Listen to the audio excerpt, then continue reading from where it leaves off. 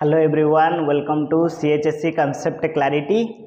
आज आम जो टॉपिक नहीं सेटा कौन आर्ट्स कॉमर्स साइंस समस्त आवश्यक लगे बुझिपाल दरकार लगे कौन आम टॉपिक नहीं जो ओडियार जो दीर्घ उत्तरमूलक प्रश्न पड़ुची केते 5 मार्कर पड़ुची दीर्घ उत्तरमूलक प्रश्न बुझेगा आर्ट्स पड़ुची कॉमर्स पड़ुची साइंस पड़ुची समस्त पड़ुची केते मार्क पड़ुची 15 मार्क पड़ुची गोटे पद्यरू गोटे गद्यरू आ गोटे कौन एकांकिकार बुझीगला गल्प जोटा कौच गद्य पद्य गल्प तो बुझीगला पड़ुची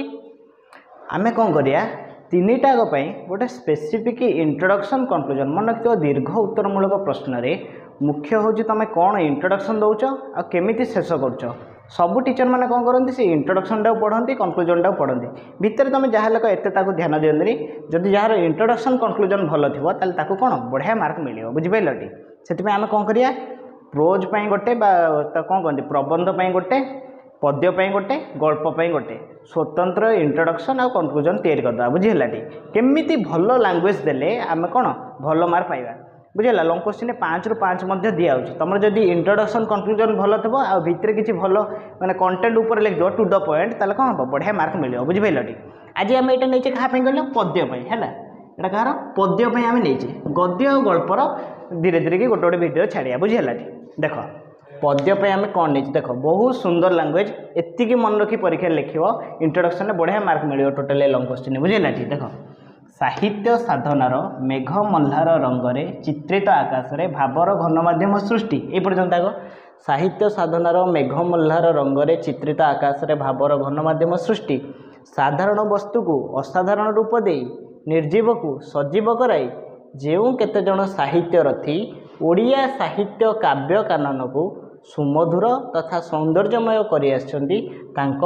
प्रचंड प्रतिभार अधिकारी होउछंती कवि जो विषय जी कवि होते जो कवितार जे कवि होते ना लिख बुझीगला केते सुंदर लगे देख साहित्य साधनार मेघमल्लार रंगरे चित्रित आकाशरे भावर घनमाध्यम सृष्टि साधारण वस्तु को असाधारण रूप दे निर्जीव को सजीव कराई जो केते जन साहित्य रथी ओडिया साहित्य काव्य कानन कौन कर सुमधुर तथा सौंदर्यमय कर प्रचंड प्रतिभार अधिकारी होती कि कवि नाटी लिख बुझिपाल देख शुणा को केते सुंदर लगुच बुझिपाल आउ गोटे कथा तुम कहीदे बही जो सैंपल पेपर तुम जो आसो जो सैंपल पेपर रु लंग क्वेश्चन इंट्रोडक्शन परीक्षा लिखनी बुझिपाल long question introduction sample paper भल दौनी आटा लिखिले एत भल मार्क आसबनी तुम कौन कहूँ तेणु स्पेसिफिक पद्यपाई गोटे गद्यपाई गोटे गल्पपाई गोटे एबेठार बाहर करदे कौन बारंबार बारंबार मन रख आउ टू द पॉइंट कंटेंट लिख बढ़िया मार्क आसो बुझीगला ये तो गला इंट्रोडक्शन जदि एत जदि लैंग्वेज कहार न मन रोचे बुझीगला जदि लैंग्वेज कहार न मन रोचे आउ गोटे सहज उपाय अच्छी है तुम देपर कौन जदि ओडिया साहित्य जगत को महाकाश सहित तुलना कराए मन रही जदि ओडिया साहित्य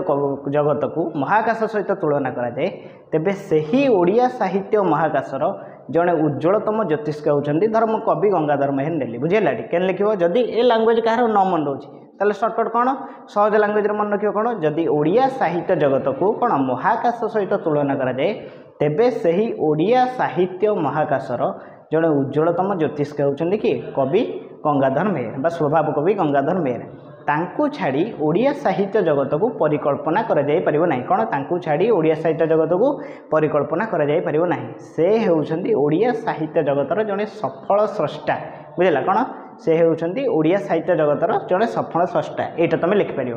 ये गला इंट्रोडक्शन कथा तापर कंटेंट लिखिल आ सब लंग क्वेश्चन केते लिखा हो गोटे फाड़ अन्य एक फाड़र अधा बुझेगा 1.5 फाड़ लिखा टोटाल है यही लैंग्वेज दे लिख कंटेंट भल लिख 5 ରୁ 5 मिल ओडिया रे बढ़िया स्कोर कर बुझिपाल कनक्लूजन केमिति एंड करिया जो लंग क्वेश्चन टी पड़ी बुझिपाल तार सारांश तुम ये मझे लिखिल से लक्ष्य कर कनक्लूजन टाइम लिखा शेष केमती करिया वास्तव में कवि वर्णना जदि यथार्थ हो लिख यथार्थ ना मर्मस्पर्शी कि हृदयस्पर्शी कंटेंट देखिए जहाँ तुम सारांश लिखिच बुझिपाल वास्तव में कवि वर्णना यथार्थ लिखिपर सब जगह लिखनी जेकोसी गोटे जदि यथार्थ लिखल ये दुटा लिखनी जदि ये लिखल ये दुटा लिखनी एमती है बुझिपाल वास्तव में कवि वर्णना यथार्थ कि मर्मस्पर्शी कि हृदयस्पर्शी बुझीगला आ गए कौन ना केमी लिखिपर वास्तव में प्रसंगटी आवेगमूलक प्रसंगटा जो दिखाई जो कंटेंट तुम लिखी से हूँ आवेगमूलक कि जब आह्वानमूलक कविता हो कौन लिख वास्तव में प्रसंगटी आह्वानमूलक बुझीगला तापर जदि एटा लेख ना एटा लेख मुझे विभिन्न प्रकार दे देछि ना कौन वास्तव में कविंकर जब गोटे कौन जिनस प्रति धारणा रही कौन जहाँ कंटेंट देखी सब कंटेंट देखिए कनक्लूजन लिख कौन लिख वास्तव में कविंकर यही प्रति जदि शिक्षा व्यवस्था प्रति रही धारणा जहाँ है वास्तव में कविंकर शिक्षा व्यवस्था प्रति रही धारणा तांको लेखनी मुनरे जीवंत हो उठी कौन यहीटा हूँ बढ़िया लैंग्वेज यहीटा भी लिखिले भल मार्क आसो बुझे कौन लिख वास्तव में कविंकर शिक्षा व्यवस्था प्रति रही धारणा तांको लेखनी मुनरे जीवंत हो उठी बुझीगला यहीटा हूँ पद्यर फॉर्मेट लंकोश चिन्ह कौन लिख फास्ट इंट्रोडक्शन तापर कंटेंट तापर कंक्लूजन आग इंट्रोडक्शन कंक्लूजन भलसे मन रख तापर मु चैप्टर वाइज तुम कहीदे बड़पण तपस्वी काव्य वार्ता जहाँ भी अच्छी है पिंगलार अभिषेक जहाँ अच्छी मंदिर वीर व्यथा सबूर कंटेंट केमती कौन लिखा मुझे कहीदेवी यहाँ केवल पद्यपाई तापर गद्यपाई आम गोटे लिखा गल्पपाई लिखा बुझिपारे ये तेणु आपको भलसे मन रख प्राक्टिस कर आड़िया लेखाटा को सब प्राक्टिस रखी था कारण परीक्षा पिला कौन टाइम मैनेजमेंट करें ओडिया से कौन एवं लेखा लेखि प्राक्टिस कर आशा करुँच आज वीडियो समस्त बुझीपारथब गद्य आ गल्पपाई आउ गोटे दिन में करवा बुझीगला okay today this much thank you have a nice day.